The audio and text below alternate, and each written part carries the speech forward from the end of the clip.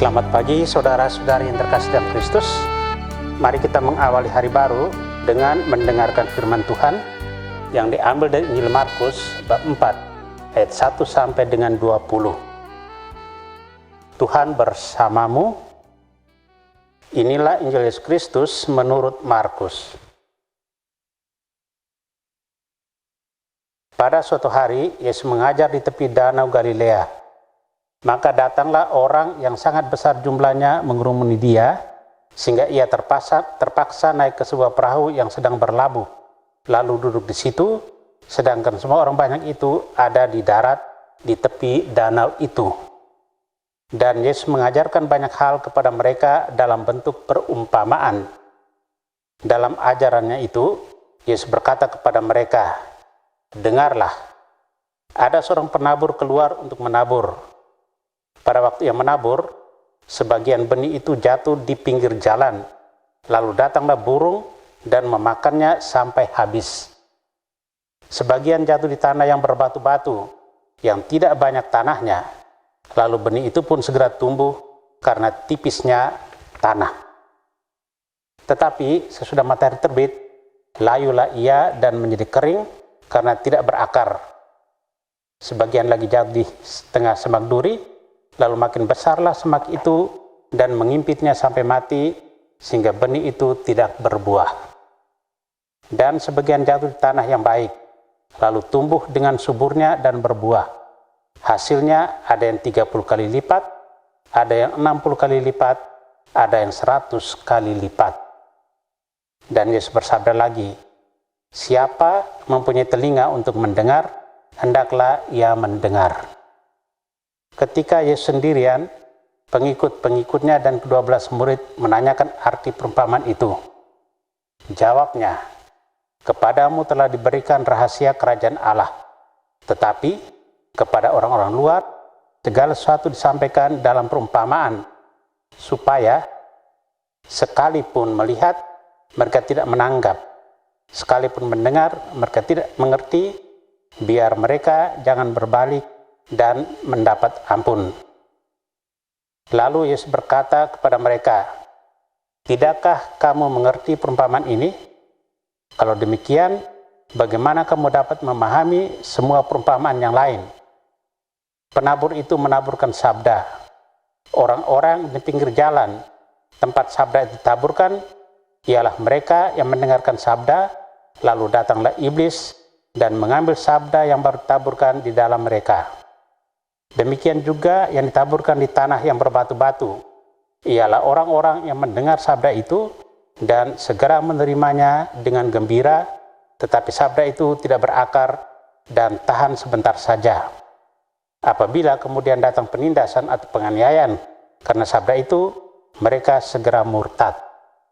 Dan yang lain yang ditaburkan di tengah semak duri, ialah yang mendengar sabda itu, tetapi sabda itu lalu diimpit oleh kekhawatiran dunia, tipu daya kekayaan, dan keinginan-keinginan akan hal yang lain, sehingga sabda itu tidak berbuah. Dan akhirnya, yang ditaburkan di tanah yang baik, ialah orang yang mendengar dan menyambut sabda itu lalu berbuah. Ada yang 30 kali lipat, ada yang 60 kali lipat, dan ada yang 100 kali lipat. Demikianlah Injil Tuhan. Tanggapan atas sabda Tuhan. Saudara yang terkasih, dalam Injil hari ini, Yesus menyampaikan perumpamaan tentang seorang penabur.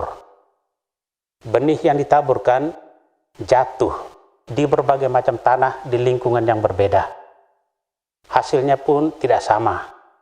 Yang jatuh di pinggir jalan dimakan burung, yang jatuh di bebatuan tumbuh dan langsung mati karena tanahnya tidak baik, yang jatuh di semak belukar terhimpit oleh semak duri dan akhirnya mati. Yang menghasilkan buah adalah benih yang ditaburkan di tanah yang baik.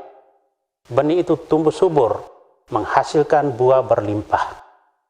Proses belajar yang terbaik adalah bila kita mendengarkan, membaca, juga menulis serta menyimpulkan apa yang diajarkan dan menyimpan dalam ingatan dan hati kita. Tidak semua orang dapat belajar seperti itu. Yesus menghendaki agar orang mendengarnya dengan seksama, bukan asal mendengar. Yesus adalah penabur benih Injil dalam mewartakan kerajaan Allah. Dalam perumpamaan itu, tidak seorang pun luput dari pengaruh kerja iblis. Ada 3 jenis tanah yang tidak bisa menerima benih dengan baik. Tanah di pinggir jalan, tanah berbatu, dan tanah yang ditumbuhi semak duri. Ketiga jenis tanah itu menggambarkan kelompok-kelompok orang yang mendengarkan firman tanpa menyimak dengan baik. Akibatnya, firman itu tidak bertahan dengan baik, gersang, dan tidak menghasilkan buah yang baik. Saudara yang terkasih, tanah yang baik menggambarkan pendengar firman yang menyimak dan menyambut dengan baik. Mereka memahami dan menaati dalam iman yang semakin matang dan mendatangkan hasil. Ini akan terlihat dalam disiplin dan kesetiaan mendengar firman secara terus-menerus, aktif dalam pelayanan, mencintai kebenaran dan keadilan, serta melakukan kebajikan bagi sesama. Amin. Marilah berdoa.